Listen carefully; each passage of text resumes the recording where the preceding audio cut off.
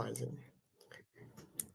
Pronto, gente. Boa tarde a todos. Agora a gente vai estudar esse tema maravilhoso, mas difícil, que é o decreto dominical, tá bom?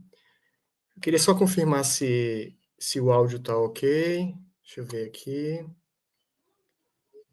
O áudio tá ok e imagem também, né? Pronto, tá ótimo. Gente, meu nome é Jailson Machado, sou membro da Igreja Adventista Sétimo Dia, FAD Minas Campus 1. Pela graça de Deus, eu tive a oportunidade de nascer em berço adventista. Na minha casa, eu sou a terceira geração, né? E eu agradeço a Deus por essa bênção. Quando foi me repassada a questão do decreto dominical, eu coloquei a parte de liberdade religiosa, que é um tema que eu gosto. E voltei a estudar o tema. Há algum tempo eu não estudava esse tema e foi maravilhoso de redescobrir essas verdades. Queria começar rapidinho, só demonstrando para vocês a compreensão evangélica a respeito desse assunto, tá bom?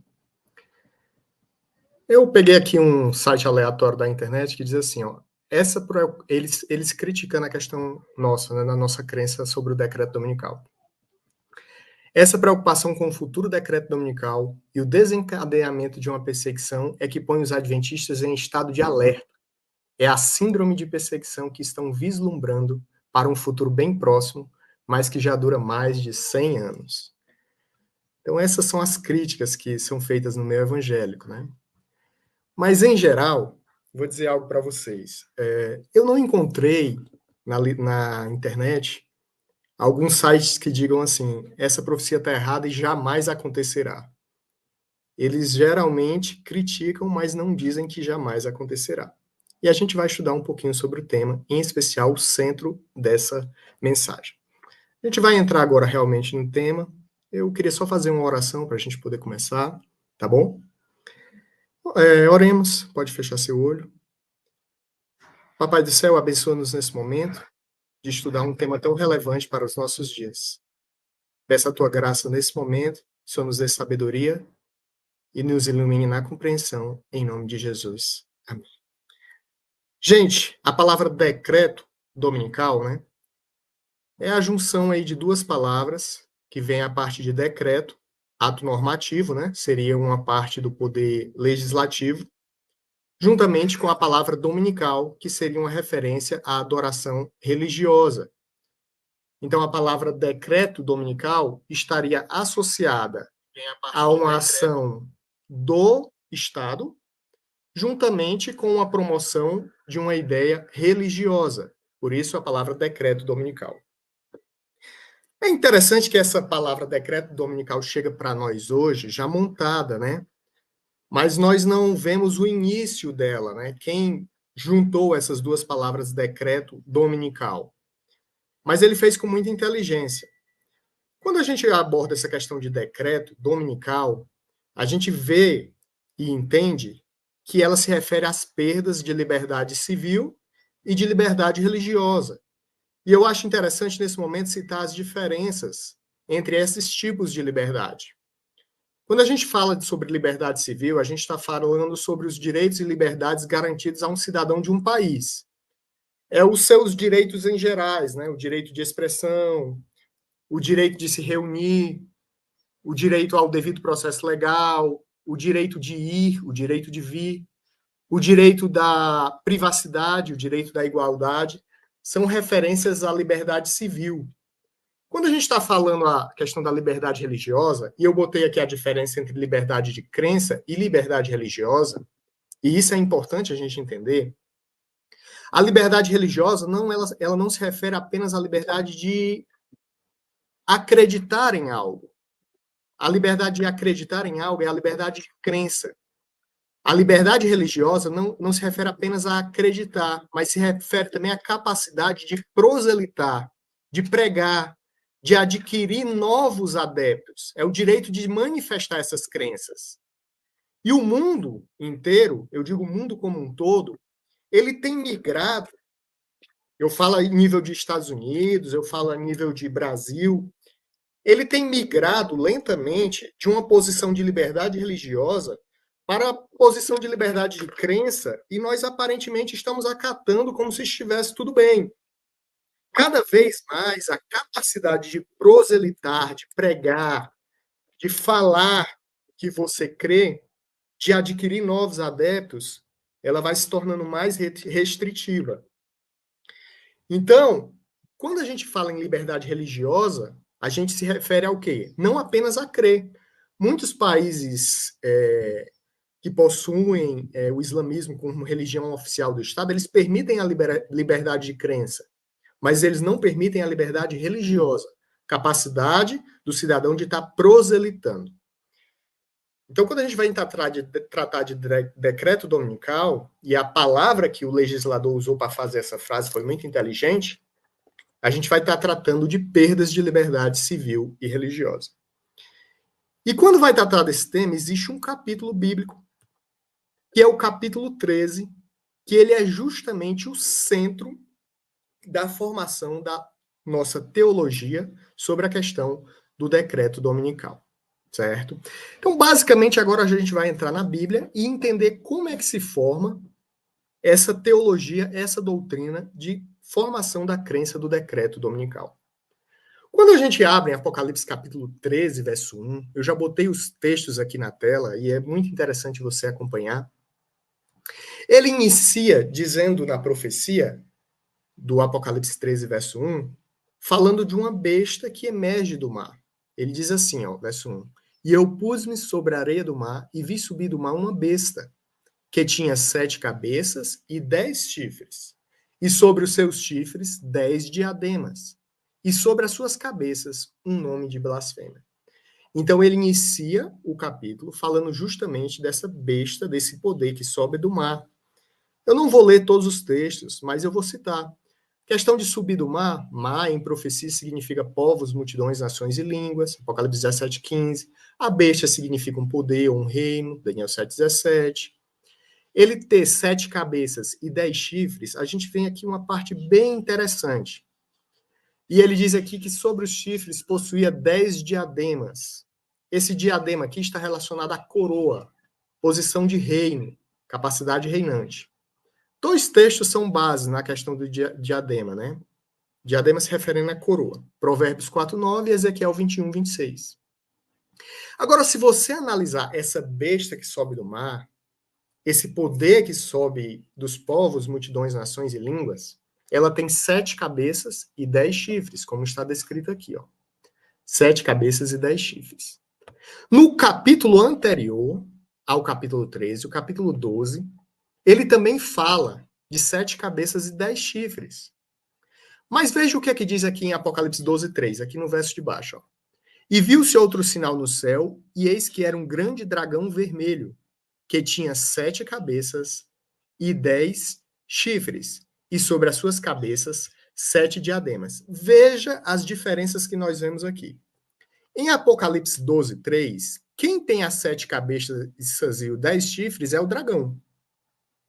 E veja que os 7 diademas de Apocalipse 12:3 estão sobre as cabeças do dragão. Preste atenção nessa diferença. Em Apocalipse 13:1, nós temos 10 diademas.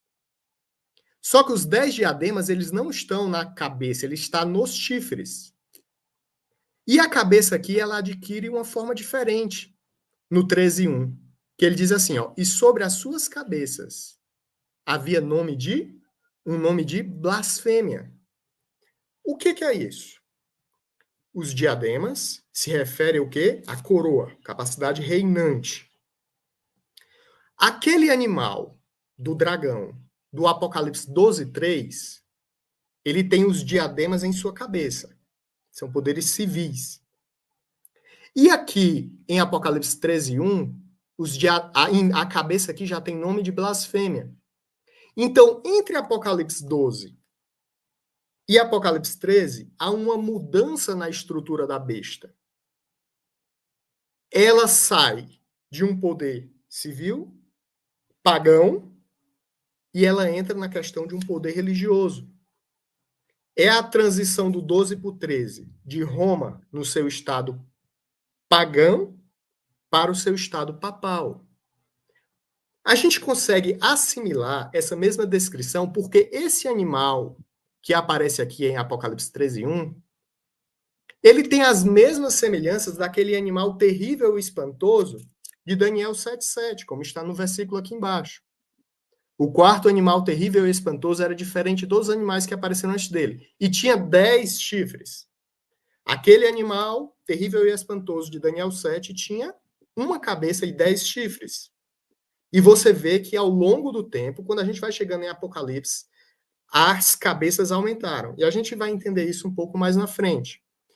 Então, do capítulo 12 para o capítulo 13, acontece uma mudança na estrutura da formação da besta. O dragão tinha 7 cabeças, agora a besta tem 7 cabeças. Há uma mudança na estrutura pagã para a estrutura papal. Interessante a gente observar essa questão do diadema, que eu falei da coroa. Olha que interessante, diz aqui em Ezequiel 21, verso 26. Assim diz o Senhor Deus, tira o diadema e remove a coroa. Veja a associação do diadema com a coroa. Essa não será a mesma. Exalta o humilde e humilha o soberbo. Agora, olha o verso 27 como é interessante. Ao revés, ao revés, ao revés.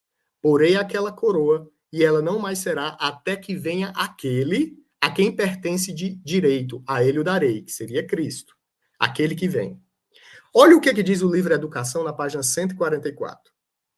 A coroa removida de Israel passou sucessivamente para os reinos de Babilônia, Medopécia, Grécia e Roma. Diz Deus, e ela não será mais até que venha aquele a quem pertence de direito, e a ele o darei. Veja, nunca foi objetivo de Deus que Babilônia fosse esse grande império que foi, que Medopécia fosse o grande império que foi, nunca foi objetivo de Deus. Mas olha o que é que diz em Ezequiel 21. Pelo povo de Deus ter falhado, Deus tirou o diadema, tirou a coroa e permitiu que esses reinos se engrandecessem. Até chegar aquele a quem pertence de direito. Justamente é Cristo que vem reinar. Mas tudo bem. O desenvolvimento, senão eu perder muito tempo, né? Eu também tenho um tempo aqui, vamos para frente. Apocalipse 13:2. A besta que via era semelhante ao leopardo. Você vê naquele semelhança com Daniel 2, o leopardo simbolizando a Grécia, a filosofia grega, o corpo dela, a estrutura do corpo dela é a filosofia grega. O áudio tá bom, né, gente? Pronto, eu vou compartilhar os slides aqui. Então você vê o corpo com a estrutura da filosofia grega, os pés como de urso, a violência, né, o pé pisa da Medopécia, e a boca aqui como de leão, aquele elemento também de Daniel 2, o leão, a arrogância aqui de Babilônia, né? E o interessante é que o dragão deu-lhe o poder, o seu trono e grande poderio. Lembrando que quando Cristo foi tentado, Satanás o levou ao alto do monte e disse, lança-te, tudo isto te darei se prostrado me adorares. Que reino era aquele que ele estava? Era justamente o reino de Roma pagã. Então, Roma pagã, aquele reino de Roma pagã, justamente o dragão ofereceu, né, dá-lo. E aqui você vê que o dragão dá a besta, dá esse poder, dá esse poder, né, o seu trono, né? Então, se ele viesse abertamente, ninguém o aceitaria, né? Então, ele usa da besta para manifestar as suas vontades. Vamos ler aqui rapidinho, é interessante esse texto aqui que eu separei, ó. O dragão deu à besta o seu poder, o seu trono e grande autoridade.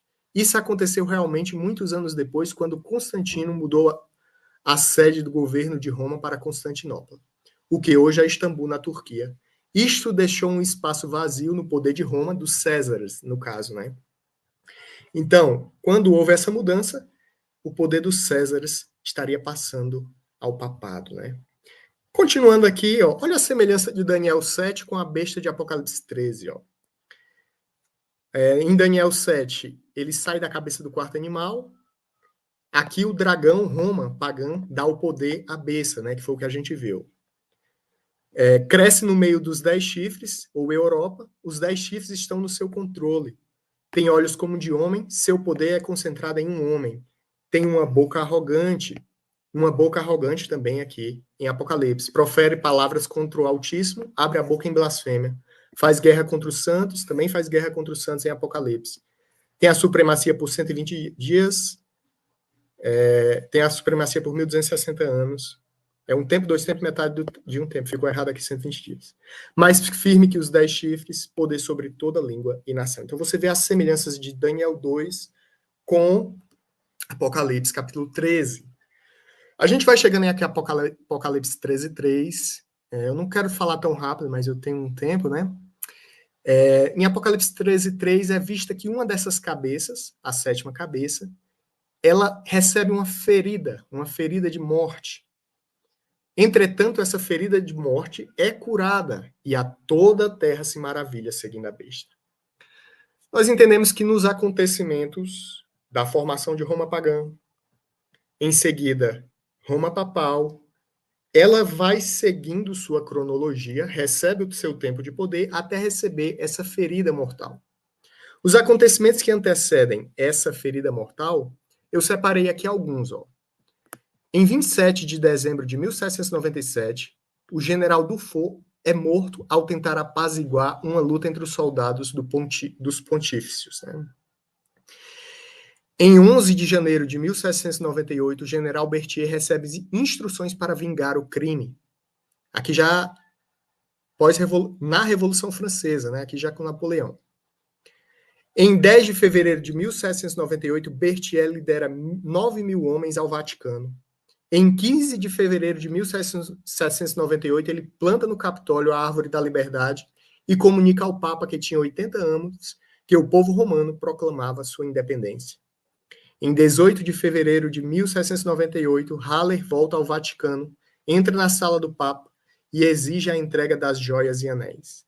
Em 20 de fevereiro de 1798, pegam o Papa, pegam no Vaticano e o aprisionam no convento de Agostinho, em Siena. Em seguida, levaram a Florença e, em seguida, ao convento dos Cartuchos. Em seguida, para Grenoble, na França, onde Pio VI morreu em 29 de agosto de 1799. Então, Roma papal aqui, ela vai ficar 2 anos quase sem papa, depois desse golpe na cabeça. E olha só os acontecimentos aqui na chaga mortal sendo curada.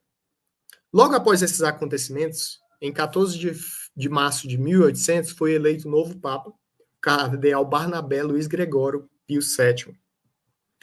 Em 2 de dezembro de 1804, a França reatou as relações com o papado. Napoleão convidou o Papa a Paris e a consagrá-lo imperador dos franceses.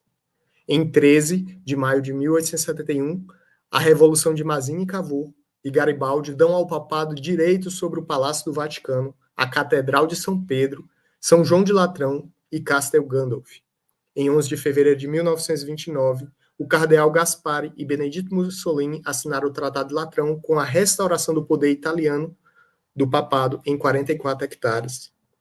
Em 12 de fevereiro de 1929, 2.000 pessoas concentradas na Praça de São Pedro exclamam: "Vivam o Papa Rei!".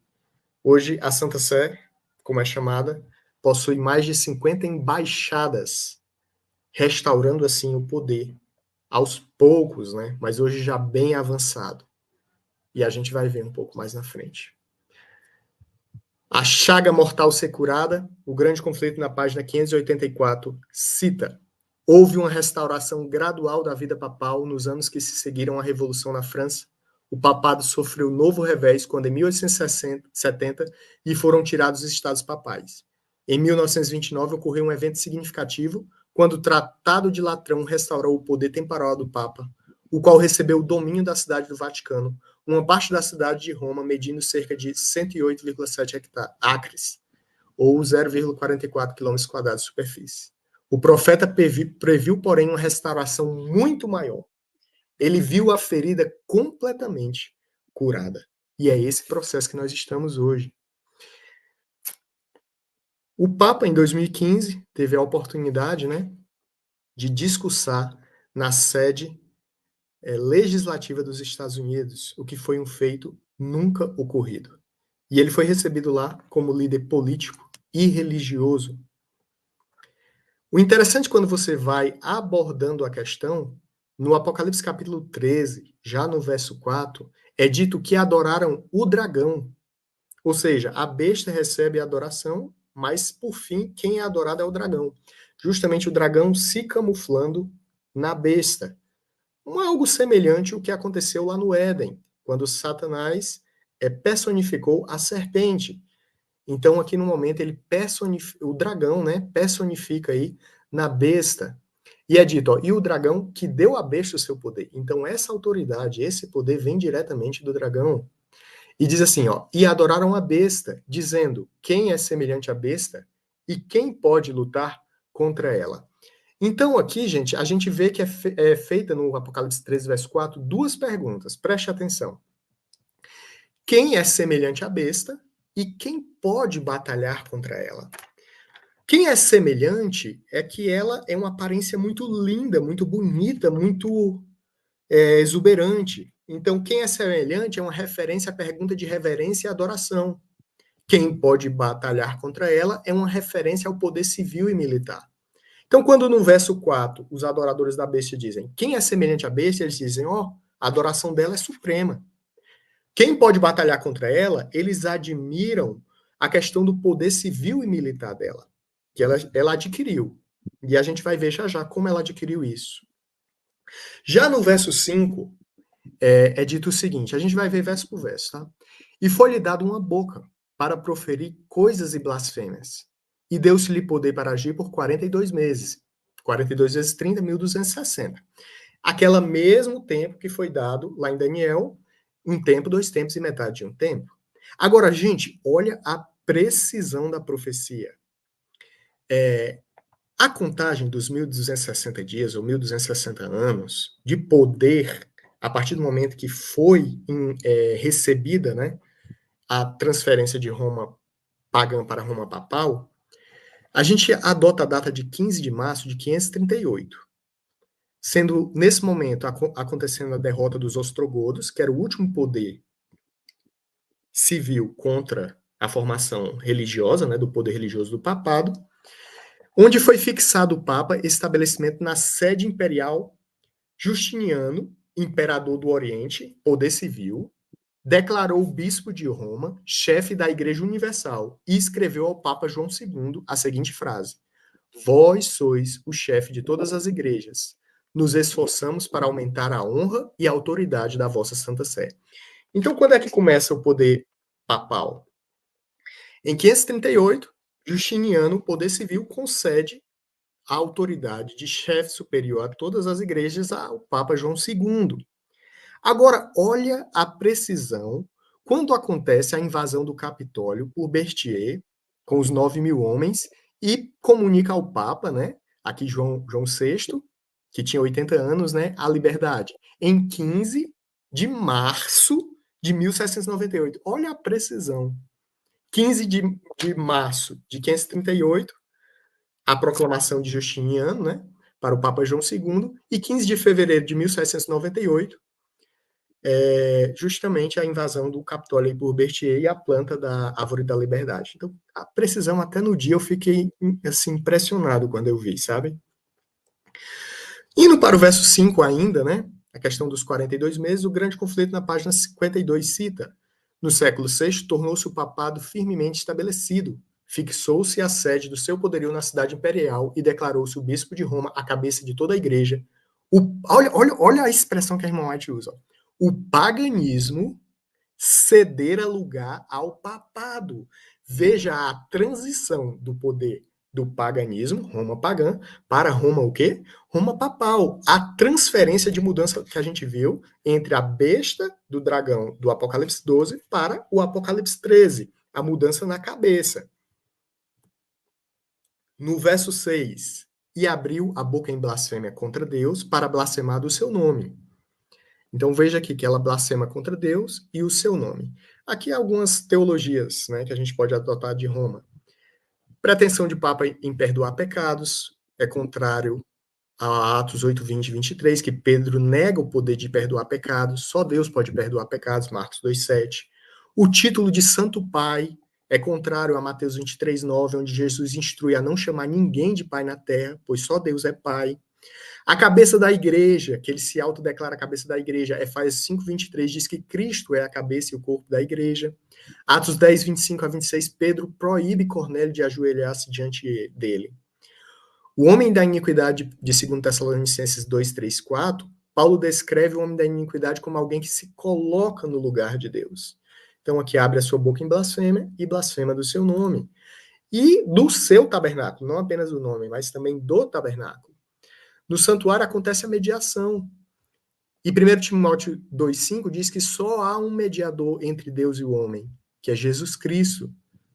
Na ideia da fé católica, né, a substância, né, de pão e vinho se transforma na substância do corpo e sangue de Cristo. Embora as aparências acidentes do pão e do vinho permaneçam inalteradas, da transubstanciação, né, também profanam o corpo de Cristo. Deixa eu botar mais aqui, né? Apocalipse 13:7. Foi-lhe permitido fazer guerra aos santos e vencê-los, e deu-se-lhe poder sobre toda tribo, língua e nação.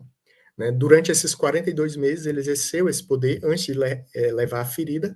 Não necessariamente todos os versículos estão na cronologia. Então, no primeiro século, vamos ver as perseguições desse movimento contra o povo de Deus. Né? No primeiro século, houve perseguição aos movimentos donatistas, maniqueístas e priscilanistas foram perseguidos. Houve a Inquisição, estabelecida por Gregório, em 1231, utilizando torturas e execuções. No século XI e século XII foram perseguidos os cátaros, na campanha de Albigense, iniciada por Inocêncio III, em 1209. Os valdenses foram excomungados e perseguidos na Itália e França. No século XIV e século XV, os lollardos perseguidos, liderados por John Wycliffe na Inglaterra, foram também perseguidos pela igreja, fora as supostas perseguições a bruxas e a Inquisição espanhola criada pelos reis católicos com aprovação papal. No verso 8 diz, e adoraram todos os que habitam sobre a terra, esses cujos nomes não estão escritos no livro da vida do Cordeiro, que foi morto desde a fundação do mundo.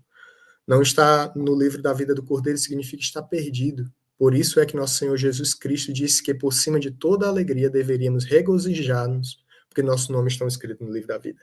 Então, adoraram a besta os que não estão salvos.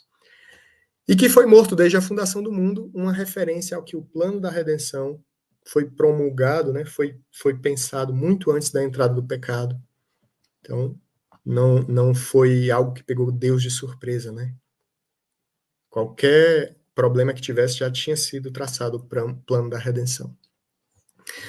A gente vai chegando no verso 9, verso 10. Eu quero abordar esse assunto, eu quero que entre aqui na nossa mente essa abordagem teológica, né? Se alguém tem ouvidos, ouça. Essa advertência que é dita no verso 9, né? Se alguém tem ouvidos, ouça, é a mesma advertência das igrejas, né? Após identificar a besta, é advertido a qualquer um abandoná-la. Não seguir não apenas seu caminho, mas também suas ideologias. E aqui é feita uma advertência final a essa besta do mar, que é se alguém leva cativeiro, em cativeiro irá. Se alguém matar a espada, é necessário que a espada seja morto. Aqui está a paciência e a fé dos santos. É por essas injustiças que foram praticadas por essa besta, ela não ficará impune. Deus faz justiça. E agora a gente entra no verso 11, encerrando aqui a besta do mar, e a gente entra agora na besta da terra. Eu vou tentar acelerar, mas ainda falando de forma compreensível. Se a besta do mar surgiu do meio de povos, multidões, nações e línguas, o mar é diferente de terra, logo a terra vem surgir de um local que não tem povos, nem multidões, nem nações, nem línguas. Em Gênesis 1:24, Deus diz que cria os animais, cria as bestas a partir da terra. Então, o surgimento dessa besta da terra, aparentemente, é um surgimento de um projeto divino. Então, quando você pega a história que vem se desenvolvendo, em Apocalipse 13:1, nós vemos a transição entre aquela Roma pagã para a Roma papal. A Roma papal levou a ferida em 1798 e aos poucos foi recuperando seu poder. Que continente, que civilização, né, que reino estaria surgindo neste período de 1798? Que poder estaria surgindo? Então a gente identifica o surgimento do único local que não havia ainda habitação. Habitação que eu digo é a constituição de Estado, né? Que seria justamente a besta, né, o poder que referente aos Estados Unidos da América. A primeira Constituição em 30 de abril de 1789. Veja como tudo está bem cronometrado, besta, tá tudo bem encaixado, né? A questão do poder. E ele cita justamente aqui que essa besta, esse poder, tinha 2 chifres. O que foi que fez dos Estados Unidos ser a grande potência que eles são hoje? Justamente as suas ideologias de liberdade civil e religiosa. Os Estados Unidos foram formados a partir da saída de muitos cristãos puritanos, entre outros que fugiam daquela perseguição na Inglaterra em busca de um novo mundo e chegaram até um local onde poderiam exercer sua fé sem serem perseguidos. O Cordeiro de Deus representa Jesus Cristo. Esses chifres dessa besta que sobe da terra seriam uma referência à liberdade civil e religiosa. Ela tem uma semelhança de cordeiro, mas fala como um dragão. Ou seja, ela tem uma aparência de cordeiro, mas o seu modo de falar, de executar suas atividades, seu executivo e legislativo, é como um dragão. Eu peguei um texto aqui do Grande Conflito, página 295. O cordeiro representa Cristo por causa da sua aceitação do Evangelho. Os primitivos colonos americanos chegaram a refletir a pureza de Cristo. Seu pequeno estado de Roger Williams, Rhode Island, tornou-se o refúgio dos oprimidos e cresceu e prosperou até que seus princípios básicos, a liberdade civil e religiosa, se tornaram as pedras angulares da República Americana. Então, a gente identifica essa besta como sendo os Estados Unidos da América. Aí aqui é dito no verso 12, Apocalipse 13, 12, e exerce todo o poder da primeira besta, ou seja, ela exerce o poder da primeira besta, não tem a mesma fé. A fé dela é diferente, mas ela exerce o poder da primeira. Na sua presença e faz com que a terra e os que nela habitam adorem a primeira besta, cuja chaga mortal foi curada. Então, o Estado, a besta que emerge da terra, poder civil, força a adorar a primeira besta. Forçar a adoração do Estado é o Estado legislar sobre religião.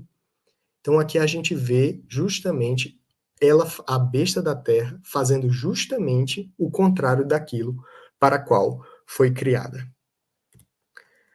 Quando a gente pega no verso 13 ainda, de Apocalipse 13, 13, diz assim, ó, e faz grandes sinais, de maneira que até fogo faz descer do céu a terra à vista dos homens.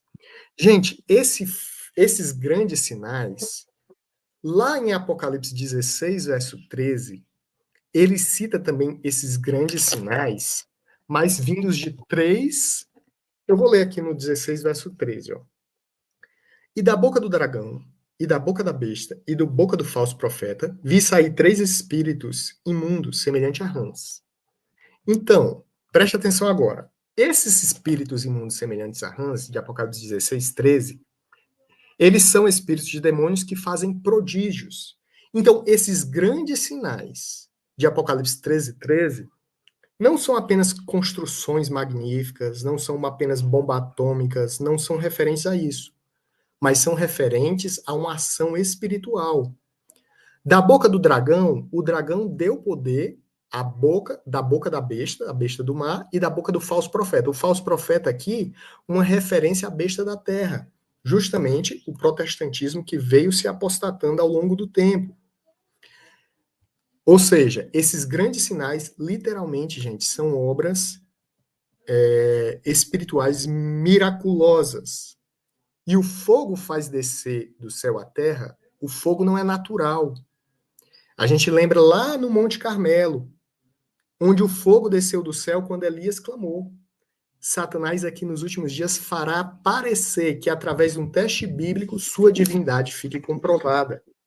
Então nós veremos literalmente milagres, eventos acontecendo, né, também, e estão acontecendo. E eu posso citar em diversos outros elementos também. O número de extraterrestres, poltergeist, eventos de OVNIs têm disparado, se você pesquisa isso na internet, após a pandemia. Muito, muito, muito na América, principalmente, mas em todo o mundo. Em Apocalipse 13, 14, a gente vê que ele já começa, e enganos que habitam sobre a terra, ou seja, é um movimento mundial, com sinais que lhe foi permitido que fizessem em presença da besta, dizendo aos que habitam na terra, que fizessem uma imagem à besta. Preste atenção agora. Eles pedem para fazer uma imagem à besta, não é um ídolo, que recebeu a ferida da espada e vivia. A identificação do Estado americano com o papado da Idade Média, o que é totalmente contrário à sua Constituição, entre os princípios de acordo com os quais atuava a primeira besta, pode ser mencionado o uso do poder secular para apoiar as instituições religiosas. Como a imitação disso, a segunda besta repudiará seus princípios de liberdade. A igreja induzirá o Estado a impor seus dogmas. Então, o que é uma imagem da besta? É a construção de um sistema semelhante àquele do que foi o papado na Idade Média. Então, a segunda besta vai construir essa imagem, construir um sistema semelhante, o que é absurdo, no sentido de como foi formada a nação. A nação foi formada no princípio da liberdade civil e religiosa de pessoas que estavam fugindo da perseguição. E a profecia diz que ela se tornará um poder que vai fazer a mesma perseguição daqueles com os quais os pioneiros fugiram. Ainda em Apocalipse 13, 15, ele dito assim, e lhe foi concedido que desse espírito à imagem da besta, para que também a imagem da besta falasse. Então eles criam a imagem no 14, e aqui no 15 eles dão o espírito à imagem da besta. E fizesse que fossem mortos todos os que não adorassem a besta e sua imagem. Então veja que foi sequencial. Ele vai criar a imagem, depois de criar a imagem ele vai dar espírito à imagem da besta. Sobre essa questão do espírito à imagem da besta, eu vou pegar um texto aqui do Araceli de Mello, que ele diz assim, temos amplamente demonstrado que os Estados Unidos são a besta de 2 chifres, semelhante ao cordeiro. O poder exercido do governo desta nação é o poder do povo. Assim, a sua transformação de um país de liberdade em uma imagem da besta é um ato do povo através de seu governo.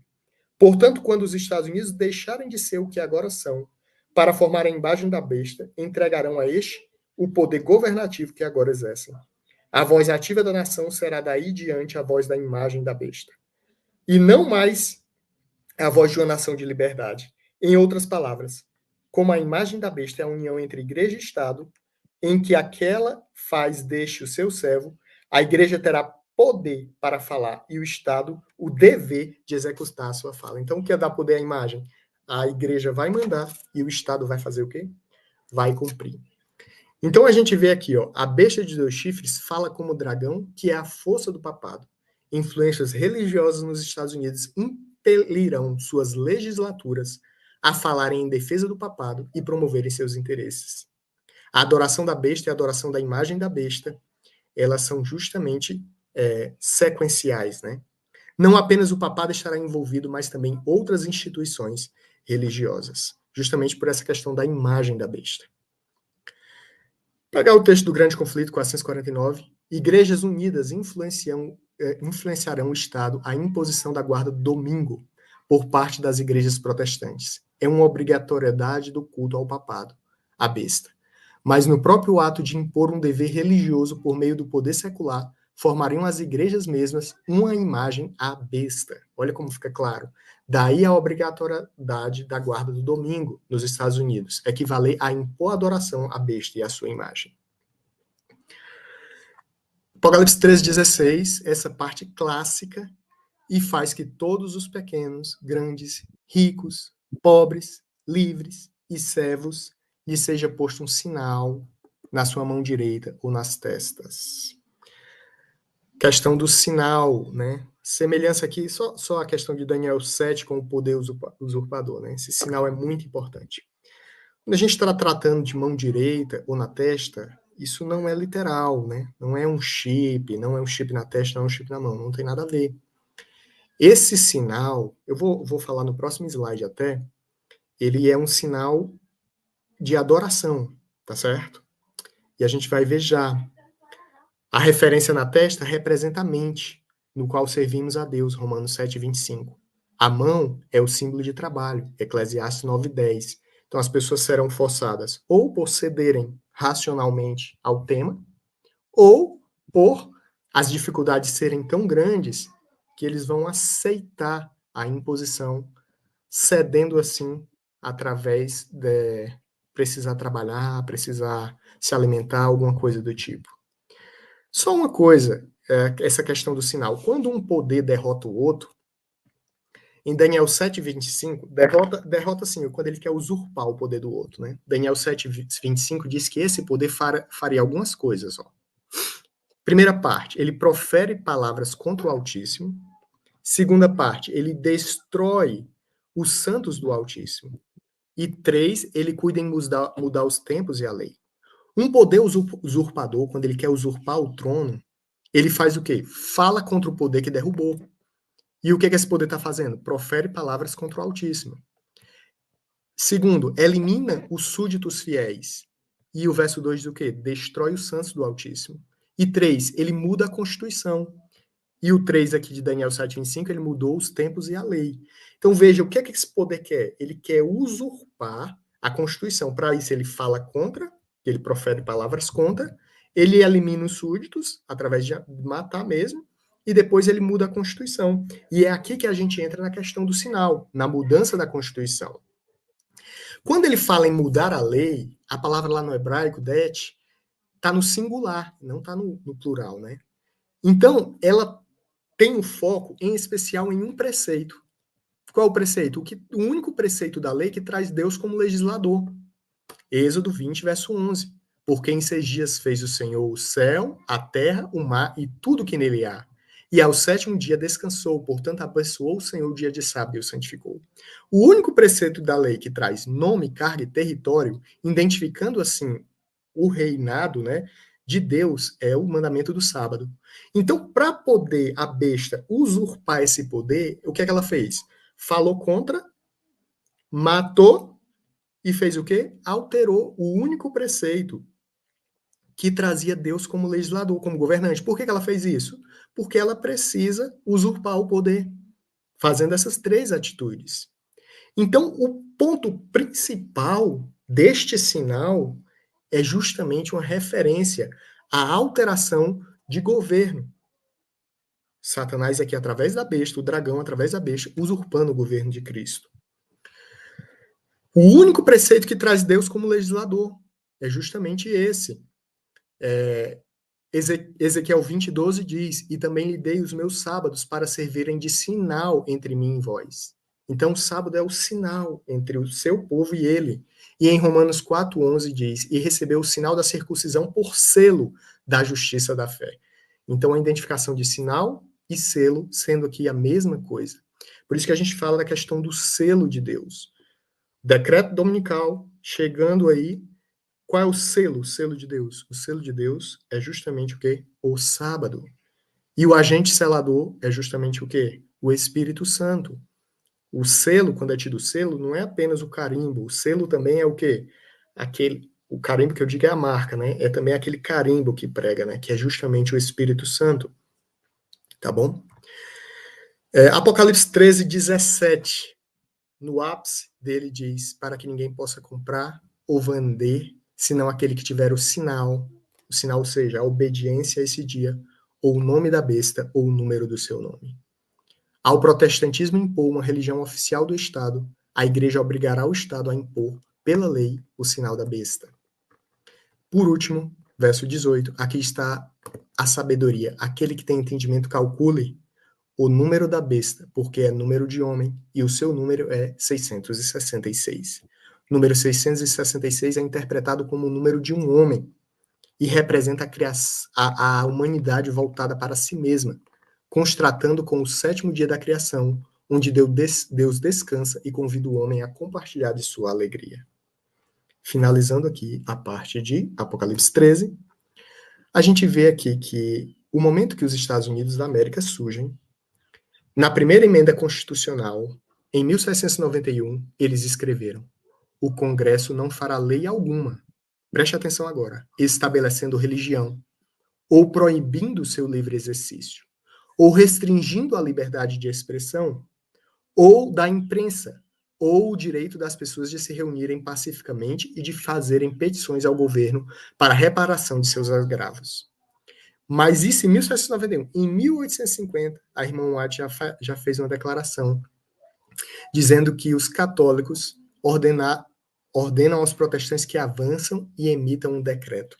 Então, muito recente, a irmã White, mesmo em 1850, já alertava para esse problema da questão da perda de liberdade civil e religiosa e do decreto, né? Momentos em que o Estado legislou sobre religião, Balaque e Balaão, né? Balaque aqui e Balaão, o significado de Balaque é abominação, né? E Balaão, Balaque destruidor, Balaão abominação, né? A união de Balaque e Balaão, abominação desoladora. A Bíblia chama a união de Estado e religião de abominação desoladora. Caso de Nabucodonosor, poder civil e religioso. Civil ordenou a execução, religioso queria adoração, mandou matar o Ananias, Misael e Azarias. Daniel, lançado na cova dos leões também, por causa de adoração. Foi pedida adoração à estátua. Ele não atendeu. Foi feito o quê? Foi lançado na cova dos leões. Caso de Mardoqueu e a rainha Esté, foi pedida adoração. Ele não deu. O que foi que aconteceu? Saiu do decreto de morte, Deus os libertou. Então, o Estado legislando religião é chamado abominação desoladora. Nunca foi da vontade de Deus. Leis dominicais não são novas. Em 321, o imperador Constantino promulgou a primeira lei conhecida proibindo o trabalho no domingo, que o venerável dia do sol, os magistrados e os que residem nas cidades descansem, e que todas as oficinas estejam fechadas. Porém, nos campos, os que se ocupam da agricultura poderão livremente continuar seus afazeres, pois pode ocorrer que outro dia não seja tão conveniente para cemitérios ou a plantação das vinhas. A princípio, as leis dominicais não serão um problema. Serão leis dominicais, mas sem punições. O problema é à medida que ela vai se desenvolvendo, a imagem vai se formando e ela vai podendo falar cada vez mais. A Laudato Si, né, a encíclica papal, já estabelece algumas causas, né, da chamada para a guarda do domingo. Primeiro, no item 8, ele chama por causa da destruição do meio ambiente. No parágrafo 229, ele chama por causa da degradação moral. No 24, ele chama por causa das mudanças climáticas. E no 71, ele diz: a tradição bíblica estabelece claramente que esta reabilitação implica a redescoberta e o respeito dos ritmos inscritos na natureza pela mão do Criador. Isto está patente, por exemplo, na lei do Shabá. No sétimo dia, Deus descansou de todas as suas obras. Deus ordenou a Israel que cada sétimo dia deveria ser celebrado como um dia de descanso, um Shabá. Então, ele cita justamente aqui a questão do Shabá, relacionando a guarda do domingo, fazendo um paralelo com o que Deus fazia do sábado. Veja, a mesma exigência que Deus tinha do sábado. E qual era? Não trabalha nem tu, não trabalha nem teu servo, não trabalha nem teu servo, não trabalha nem o forasteiro, não trabalha nem o teu jumento.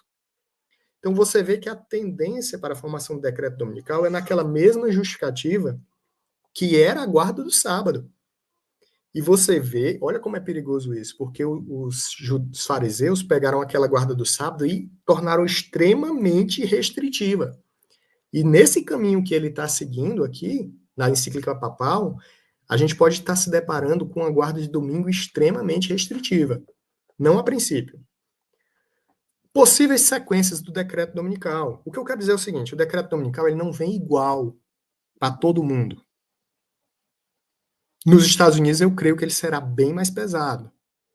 Mas, em outros países, ele pode surgir por vários fatores, para proteger o meio ambiente, para salvar a natureza, outras coisas do tipo, para aumentar a questão moral.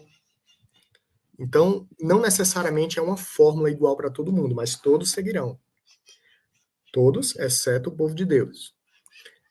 Então, vamos a uma possível sequência do decreto. Eu peguei essa questão interessante aqui, do irmão Rubens, né? Seria primeiro uma lei de descanso no domingo, básica. Depois viriam multas, açoites, perda de bens, perda de liberdade e, por último, a pena de morte, né? Não significa que não tenham mortes antes da pena de morte, entendeu? Pode haver morte antes da pena de morte, encarceramento, Após o decreto de morte, existe a diferença entre o decreto dominical e o decreto de morte, né? O decreto dominical vai se desenvolvendo até chegar no decreto de morte. Após o decreto de morte, que é o ponto crucial que Deus realmente diz basta, aí Miguel vai realmente intervir em favor do seu povo. Não significa que não morra nesse caminho, tá bom? Mas um detalhe importante a gente abordar é que não é de uma vez, embora esteja muito perto, tá muito perto, né? É sequencial, tá bom? É interessantíssimo aqui a questão da Grécia, né? Agora em julho, 6 de julho, recentíssimo, gente. Olha só outro motivo. A Grécia autorizou a semana de trabalho de 6 dias, na contramão da tendência mundial. Olha o que diz aqui, ó. A Grécia acabou de introduzir a semana de trabalho de 6 dias para determinados setores, numa tentativa de impulsionar o crescimento econômico. A nova legislação que entrou em vigor no início de julho permite que os funcionários trabalhem até 48 horas por semana em vez de 40. Gente, aí olha que absurdo. Na tendência mundial deveria ser flexibilizar, mas pelo problema na economia, todos devem ajudar a salvar a economia. Vamos trabalhar agora não 5 dias, vamos trabalhar 6. Então veja a imposição agora. O camarada não vai trabalhar só 5, vai trabalhar 6. Aí tu pensa, qual dia vai ser? Vai ser domingo, o sexto dia? Com certeza não. Então, na própria Grécia, demonstra que o decreto, né, pode ser aplicado para salvar a economia, salvar a natureza, crescimento moral, salvar o mundo, impedir contaminação, vai ser uma série de fatores, não é uma justificativa só. Muita coisa está sendo construída, né? É um alicerce que está sendo bem fundado. Agora, absurdo. Agora, não sei se você viu, novo agora, 19 de junho agora, o governador de Louisiana, nos Estados Unidos, criou uma lei que obriga as salas de aula a ter cartaz com os 10 mandamentos. Qual é o problema disso? Vamos ler um pedacinho da lei dele aqui embaixo. Ó. Cada autoridade governante da escola pública e a autoridade governante de cada escola não pública que recebe fundos estatais. Esses fundos estatais, gente, eu acho que até instituições religiosas recebem também, que são as bolsas. Então, qualquer instituição religiosa, incluindo a adventista, que receber bolsas, ele tem que acatar. Devem exibir os 10 mandamentos em cada prédio que usa e na sala de aula de cada escola sob a sua jurisdição. A natureza da exibição será determinada por cada autoridade governamental, com o requisito mínimo de que os 10 mandamentos sejam exibidos em um cartaz ou documento emoldurado, de pelo menos 11 por 14 polegadas. Absurdo, ainda diz a medida do tamanho do cartaz. O texto dos 10 mandamentos deve ser o foco central do cartaz ou documento emoldurado a ser impresso em fonte grande e fácil leitura. Agora veja qual foram os 10 mandamentos que ele botou. Guardar domingos em festas. E dia santo, né? Eu botei aqui a foto dos mandamentos que ele botou. Ou seja, justamente não são os 10 mandamentos de Êxodo 20. São os 10 mandamentos deles. Agora, qual o problema disso? Isso nos afeta em quê? Veja que o governador de Louisiana criou a lei que obriga a sala de aula a ter isso. Agora, preste atenção. A gente não pode confundir Estado laico com Estado ateu. Estado laico, ele não tem religião. E Estado ateu é aquele que não permite que a pessoa expresse suas religiões. Então, se eu sou diretor de uma escola, preste atenção, eu posso pregar um cartaz na minha escola dos 10 mandamentos? Posso, eu estou exercendo minha fé. Isso não é quebrar o Estado laico. Mas o governador, poder executivo, decretar que se faça isso, nem que tivesse escrito o sábado aqui, não estaria correto. Porque o Estado não pode legislar sobre religião. Você pode ter sua crença individual e pode exercer ela, proselitar, mas o Estado não pode obrigar isso. Então, eu fiquei impressionado como que uma lei dessa passou. Se ela é contra a primeira emenda constitucional americana. Gente, lei dominical não é algo novo.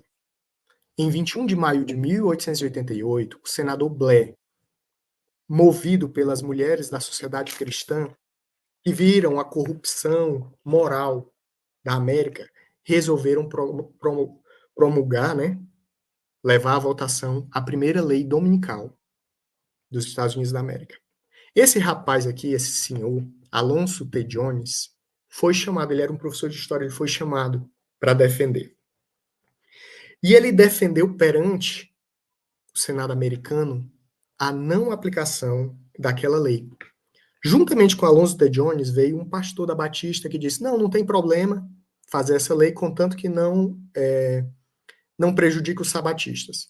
E Alonso T. Jones se posicionou justamente o contrário, dizendo, não pode. Nem que favoreça os adventistas, não pode. Então, Alonso T. Jones foi chamado e ele defendeu fervorosamente essa lei nacional do senador Blair, republicano, não passou. Não significa que agora não vá passar. Grande conflito 528. O sábado será a pedra de toque da lealdade, pois é o ponto da verdade especialmente controvertido. Quando sobrevier aos homens a prova final, traçar-se a linha divisória entre os que servem a Deus e os que não servem. Eu vou ler um texto agora, eu queria encerrar, assim, encerrando essa parte, mas eu queria que você ouvisse esse texto no seu coração, tá bom? Foram-me mostrados, preste atenção agora, por favor, os habitantes da terra na maior confusão. Guerra, derramamento de sangue, privações e necessidades, fome, pestilência estavam por toda parte. À medida que essas coisas cercavam o povo de Deus, eles começavam a unir-se e a pôr de lado suas pequenas dificuldades. Aquelas pequenas dificuldades, eu não gosto do Jailson por isso, eu não gosto do Jailson por aquilo, eu não gosto do Roberto por isso, eu não gosto do Roberto por aquilo, eu não gosto de fulano por isso, eu não gosto de fulano por aquilo. À medida que o cerco apertava, as dificuldades aumentavam, essas coisas que hoje parecem grandes, que nos desunem, iam sendo postas de lado. Porque era tanto problema vindo de fora, meu irmão. Tanto problema vindo de fora. Que essas coisas que hoje nos separam serão como nada. E nós vamos precisar de uns dos outros para poder trilhar essa batalha. Olha só o que é que diz aqui. A própria dignidade não mais exercia domínio sobre eles. Ou seja, aquele orgulho. Eu não peço desculpa de jeito nenhum. A dignidade não mais exercia domínio sobre ele. Profunda humildade tomava o seu lugar. O sofrimento, a perplexidade, a privação faziam com que a razão recuperasse a soberania. E o homem impulsivo, desarrazoado, tornava-se sensato e agia com discrição e sabedoria. É uma meditação, meditação da Irmã Arte 262, parágrafo 3. Encerrando aqui essa parte, eu queria ler um texto aqui. Roberto pode entrar se quiser. Vou ler só um texto aqui.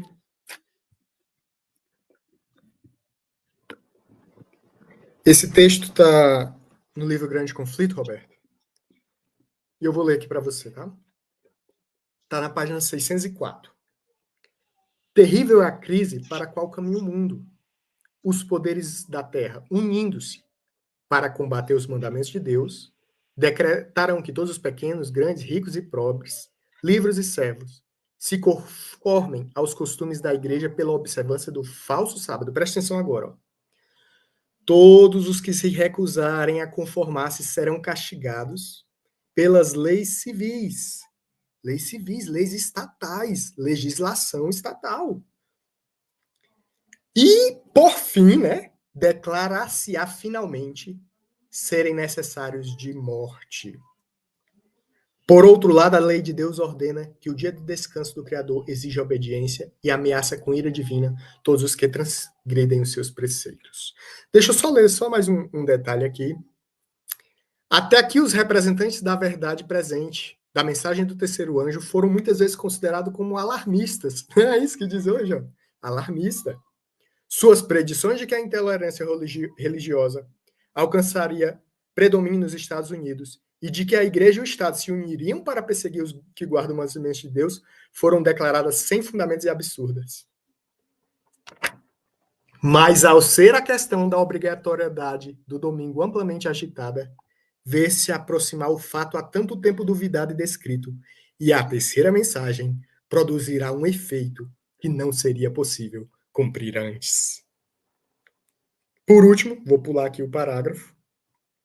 Em todas as gerações, Deus tem enviado seus servos para repreender o pecado, tanto no mundo como na igreja. Mas o povo deseja que se lhe façam coisas agradáveis, e a verdade clara e pura não é aceita. Muitos reformadores, a iniciarem o seu trabalho, decidiram-se a exercer grande prudência ao atacar os pecados da igreja e da nação. Esperavam, pelo exemplo de uma vida cristã pura, fazer o povo voltar às doutrinas da Bíblia. Mas o Espírito de Deus veio sobre ele, assim como veio sobre Elias, impelindo-os a repreender os pecados de um rei ímpio e de um povo apóstata. Não podiam conter-se de pregar as claras acessões da Escritura Sagrada. As palavras que o Senhor falava, eles falavam sem temer as consequências, e o povo era constrangido a ouvir a advertência. Assim será proclamada a mensagem do terceiro anjo. Os pecados de Babilônia serão patenteados. Eu vou pular aqui o parágrafo. Por todos os meios ao seu alcance, a besta, né? Esforçar-se-á por evitar todo o estudo desses assuntos vitais. A igreja apelará para o braço forte do poder civil, e nessa obra unicião romanistas e protestantes. Gente, vou encerrando, tá? Só dar um detalhe aqui para vocês. Quando Cristo foi crucificado, se você pegar o texto de Pilatos, ele diz assim, ó, e Pilatos era governador e juiz. Lá no texto, que eu não separei esse texto, veio na cabeça agora, ele diz que a função de Pilatos era qual? Governador e juiz. Então Pilatos exercia a função de poder o quê? Executivo, governador. Juiz, ali, governador, executivo e legislador, certo? E quem estava junto dele ali de Pilatos? Fariseus e saduceus. Então, gente, é a mesma cena hoje. Executivo, legislativo, católicos e protestantes se unem contra o povo de Deus. Nesse decorrer, quando Jesus foi sendo levado para ser crucificado, converteu-se o ladrão na cruz, converteu o soldado e converteu também o povo ali, Simão, carregando a cruz de Cristo. Quando a gente passar por essa situação difícil, vai se converter os soldados, vão se converter o povo, que ali através de Simão, e vão se converter também o quê? Os ladrões ali onde estiver, certo? Eu vou fazer só o apelo final aqui para encerrar, que eu repito o texto que eu li, que foi o último texto. À medida que essas coisas cercam o povo de Deus, eles começam a unir-se e a pôr de lado suas pequenas dificuldades. Então, meu irmão, nossas dificuldades como irmãos são pequenas e a gente precisa superar isso para poder enfrentar essa avalanche que está vindo aí. Deus possa te abençoar, tá bom? Eu posso orar para encerrar? Pode fazer a oração. Oremos. Paizinho querido, não temos o que temer. Ebenezer, até aqui nos ajudou, Senhor. Só temos a dizer isso. Prepara-nos para a tua vinda e para essa obra, e pela tua misericórdia nos ajuda a participar desse movimento. Em nome de Jesus. Amém.